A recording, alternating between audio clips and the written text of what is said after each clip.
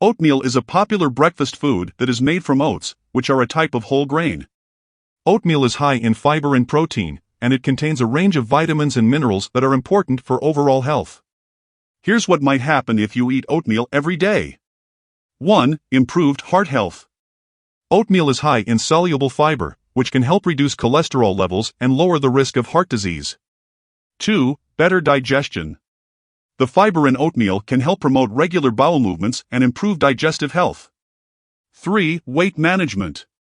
Oatmeal is a filling food that can help keep you feeling full and satisfied, which may help reduce overall calorie intake and promote weight loss. 4. Stable blood sugar levels. Oatmeal has a low glycemic index, which means it can help regulate blood sugar levels and prevent spikes and crashes in blood sugar. 5. Improved immune function. Oatmeal contains beta-glucan, which has been shown to boost immune function and increase resistance to infections. 6. Reduced inflammation.